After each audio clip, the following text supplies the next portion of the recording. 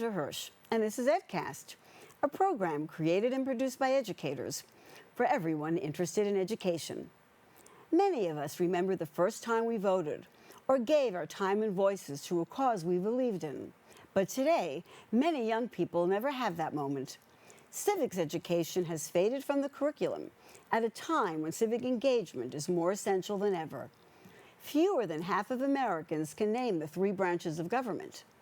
While the majority of young people support democracy, a recent Gen Z survey conducted by Tufts University found that 31% of respondents showed higher support for authoritarian governments than other young people. Today on EdCast, we'll talk about why civics education matters, what it looks like, and how we can bring it back into our classrooms and communities. Coming up now on EdCast.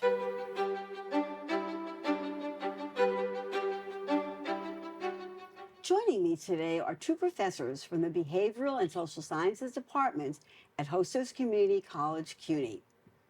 Helen Chang earned her bachelor's degrees in International Relations and French from Stanford University and her doctorate from the CUNY Graduate Center with a focus on comparative politics and international relations.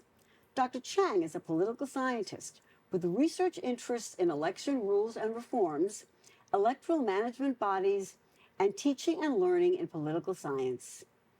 Mariana Diaz earned her bachelor's degree from the National Autonomous University of Mexico and her doctorate from the CUNY Graduate Center. Her work bridges developmental psychology, media, and education, focusing on how children learn about fairness, identity, and community. Dr. Diaz has extensive experience in the educational media industry and served as head of education and research for Dora the Explorer and as an advisor for PBS Kids and Sesame Workshop. She is the executive producer of the Emmy-nominated PBS Kids series, Rosie's Rules, which fosters civic learning and social emotional development in preschoolers. Her research and consulting work center on how media and emerging technologies can foster cognitive growth, empathy, and belonging through inclusive, research-driven storytelling. Thank you both so much for joining me today on EdCast.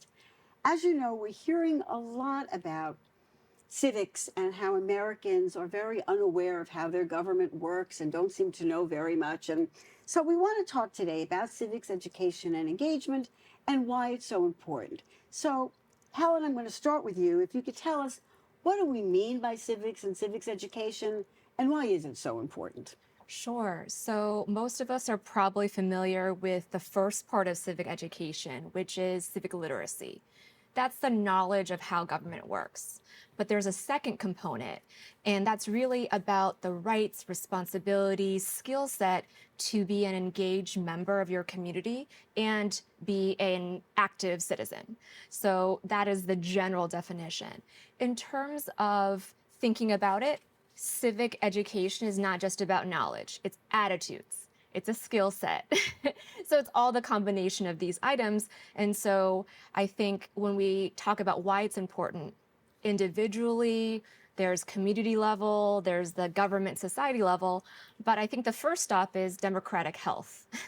Okay. We need to think about this belief and trust in government. And where does that start? We need to understand the rules, the processes of how government works. And so I think that is foundational for democratic health. An active and engaged electorate that's coming out to vote, volunteer, all the activities surrounding election. And then finally, for democratic health, public accountability. We need to hold our elected officials to account. And that also requires knowing how government works, the skills that you need to advocate for yourself and your community. So I think big picture, absolutely, that's kind of the democratic health aspect of it. Can people make a difference? So that is, as a political scientist, I love that because we have this term, it's called political efficacy. It's this idea that, do I believe my efforts, my vote matters? And so we've seen over time this belief in individual political efficacy decrease over time. And that has to do with, again, knowing how government works, the processes, being confident that your activism or your engagement is moving the needle. And do you think students are getting enough civics education from lower school through college to even know about how government works and what they can do to intervene in that process? So I'll give you the broad overview, but Okay. the research has shown since about the 1960s, civic education in K to 12 has decreased, especially in a high school.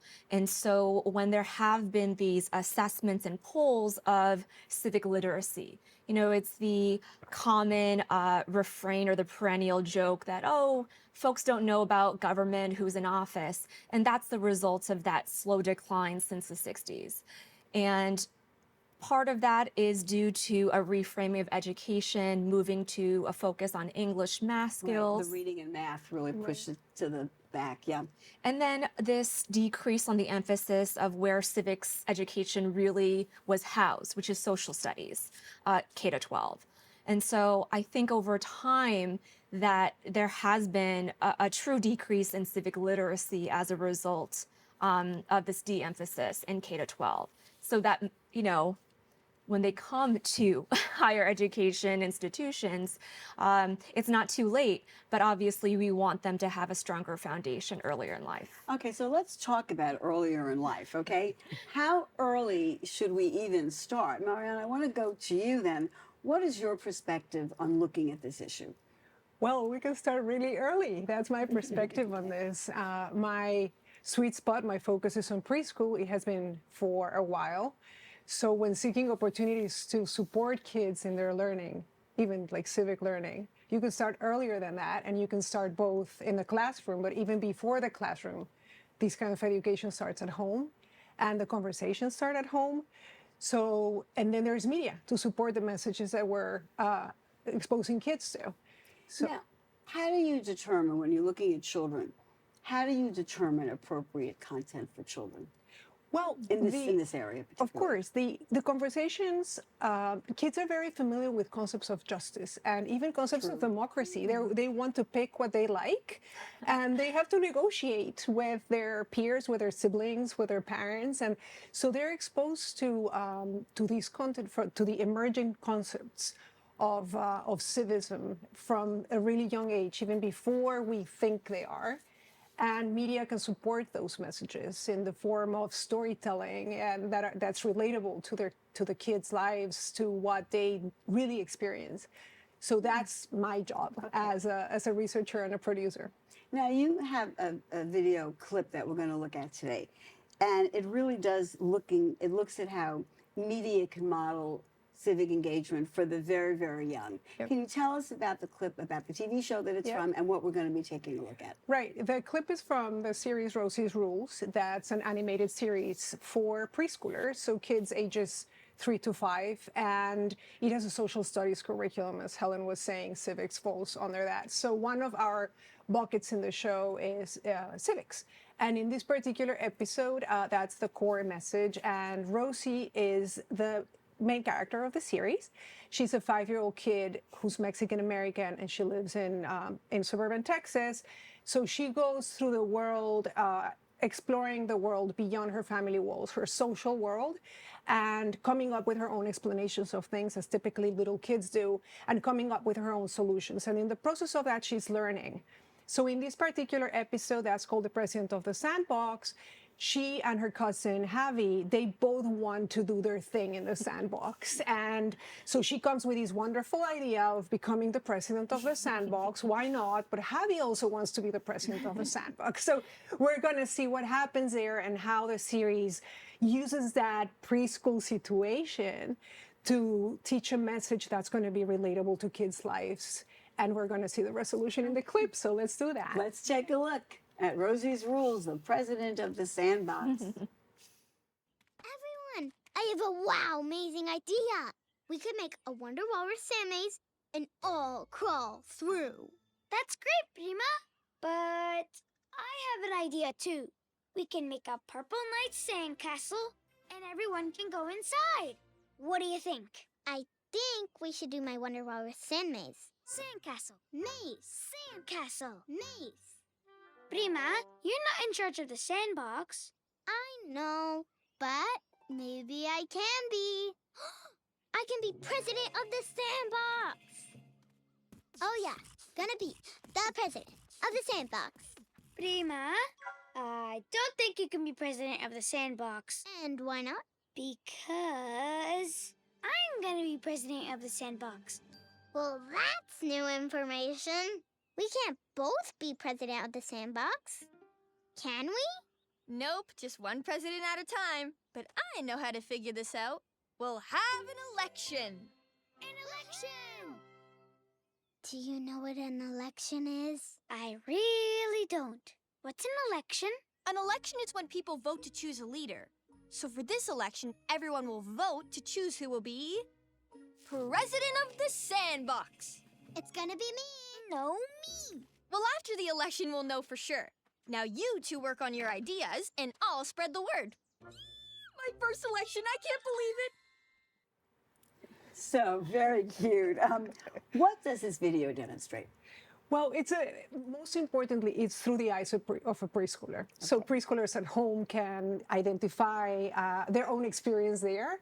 And we can see it's teaching a few things. It's like taking turns, sharing a space. It's talking about voting, even though we're going to see it later in the episode, and understanding fairness and understanding that you not always get your way and respecting the outcome of that. So that's going to unravel throughout the episode. I think that is unraveled throughout our world. People have not learned that you cannot always have your way. All right, but that's an aside. What do children learn when they're watching this? They're not literally, and Helen, chime in, they're not literally learning about the Constitution. Right. What are they learning here? Well, they're definitely not learning the Constitution No, of out course of not. watching this episode. No. But they're learning to take turns. They're learning to accept an outcome, which, will happen at the end of the episode, and that their voice matters and that they can put themselves in the position of leadership.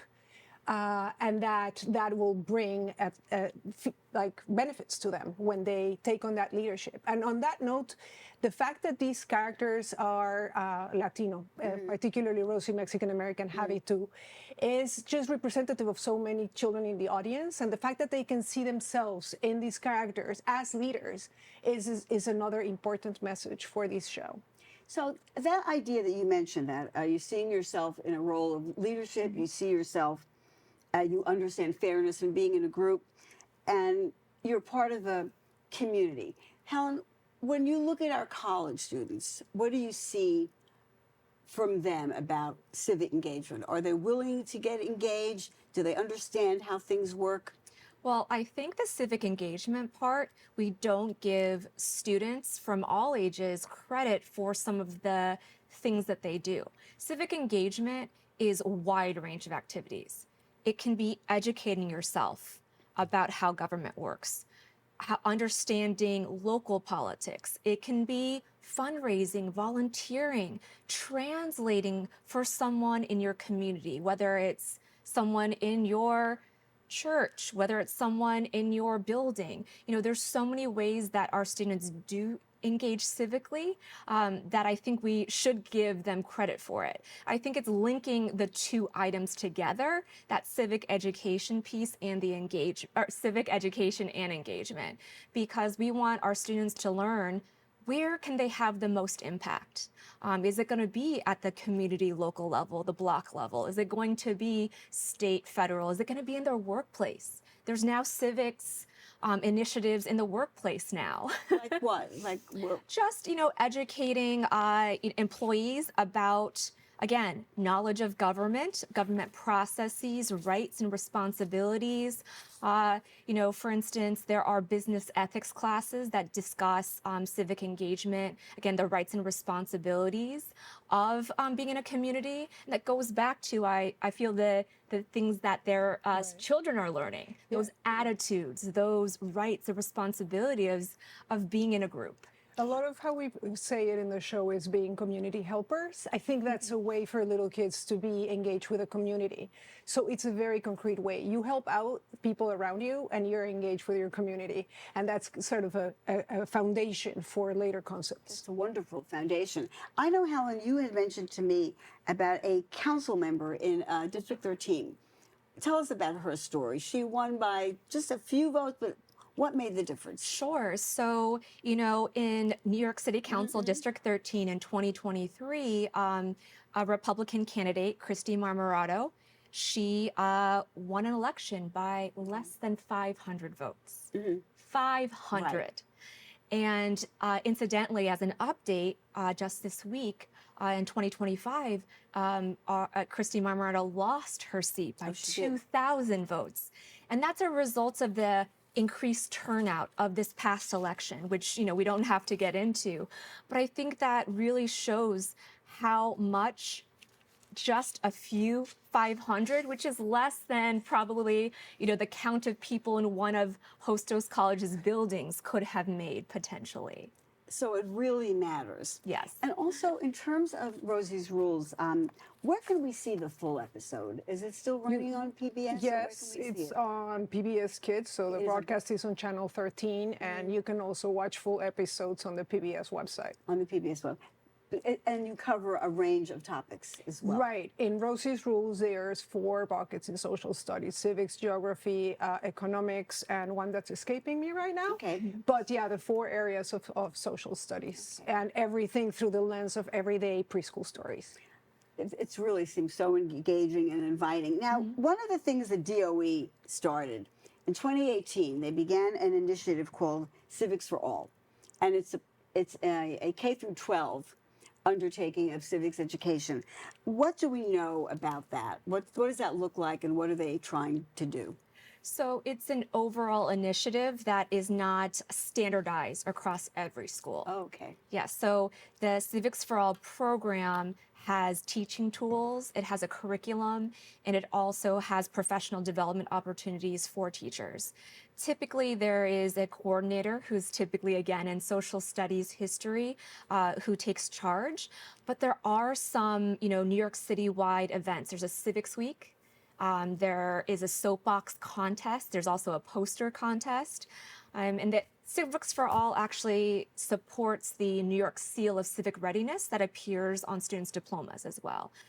So there is no standardized set of requirements. So there's not a set curriculum. Yes. I wanted to show both of you. I came across some of the questions on the NAEP Civics Test of 2018.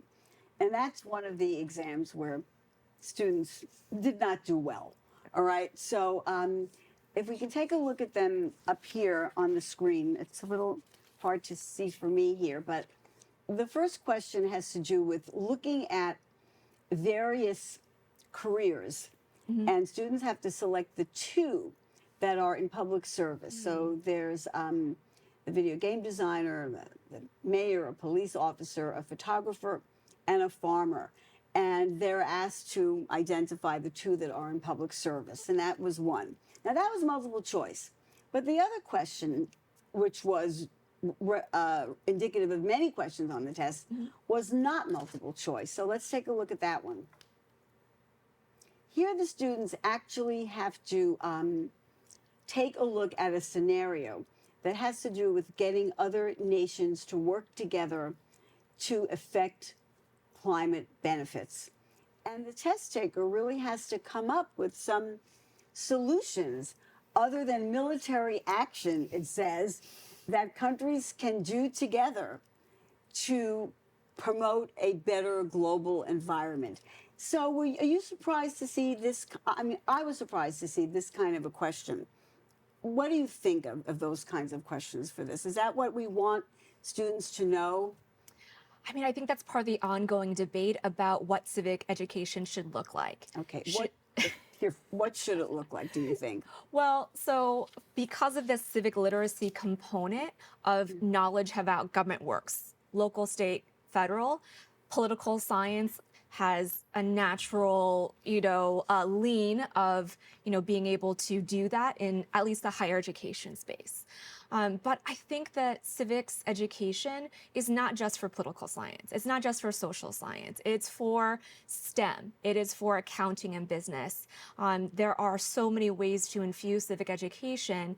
So a question, open-ended question like that, I enjoy that. I think it's thought-provoking. It has students really thinking about different possibilities, thinking through, again, where their contribution, public or their elected official, could have the most impact. And add some creativity. We need more new ideas, fresh ideas, creative ideas in politics. So why not? Why not? And I may be thinking of the younger ones, but for me, starting local, like the same kind of open-ended question, but more at a local level where the student can think of their real impact in their community might be easier to respond than a more global question and still be thought-provoking.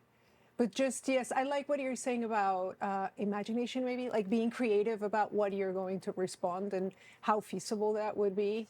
That's just an interesting way to pose the question. Mariana, Dave, I mentioned to you that the DOE initiative is beginning in kindergarten, and there is no set curriculum. So what would you want to see in kindergarten for introducing young children to civics and civic engagement? Everything for preschool, I think, has to be presented through the preschool lens. So it has to resonate with the preschooler's lived experience. So that's why situations of, what a preschooler would experience as fair or unfair, to illustrate the building blocks of what's fair and unfair later on at the more local and then bigger levels. So every message just through the lens of a preschooler's experience. Otherwise, it won't resonate. Whereas when it resonates, they internalize that message, and then they can execute. When they're negotiating for space, for instance, or wanting the one thing they want and that they cannot get this time, but next time maybe. So those kinds of messages through the lens of their lived experience, I think that's the strategy.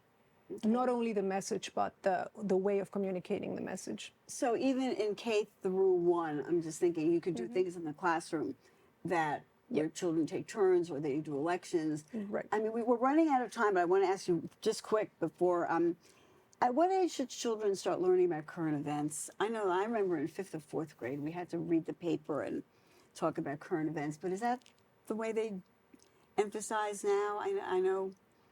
Well, K is too young for current events, so. Not really. No? Oh. Depending on what the family wants to, the conversations that the family wants to have with their children.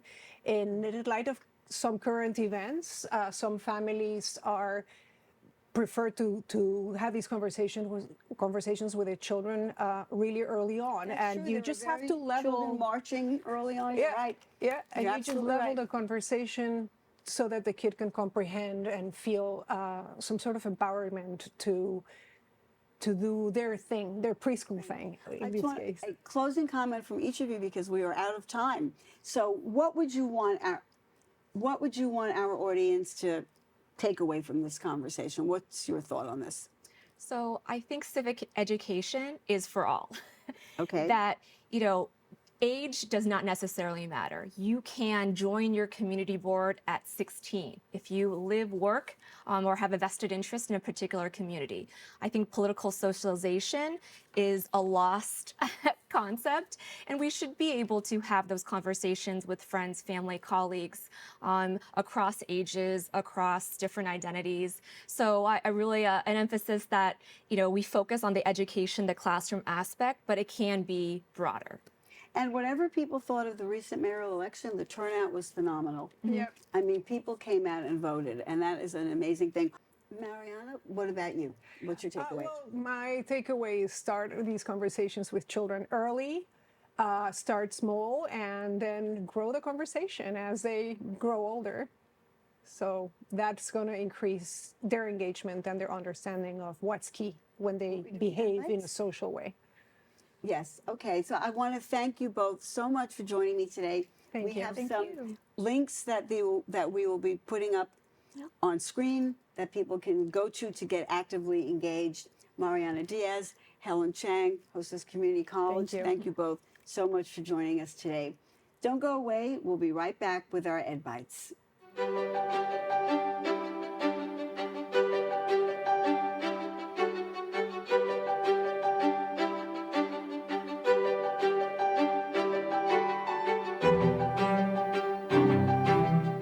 Welcome back to this edition of Ed Bites. The recently released NAEP scores, known as the nation's report card, were not good.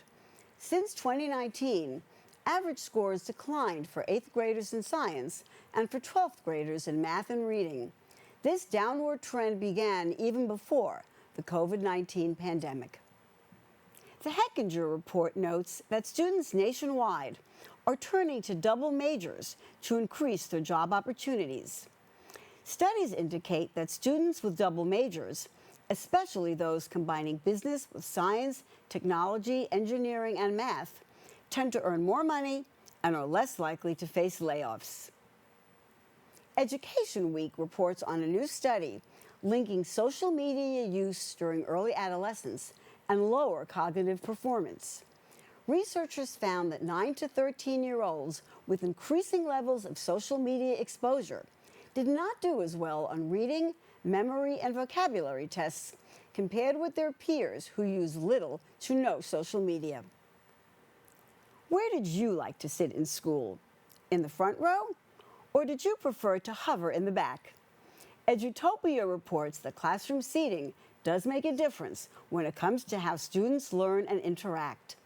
Among the many suggestions supported by research is using assigned seating, matching desk arrangements to the activity, and paying attention to the physical characteristics of the room, such as lighting, temperature, noise, and decor.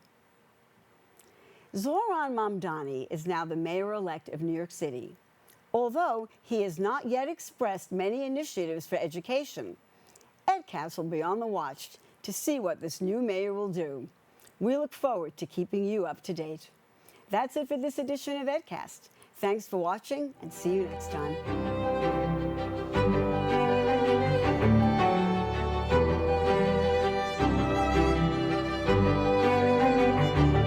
We'd like to hear from you. Please send your thoughts and comments to CUNYEdcast@gmail.com.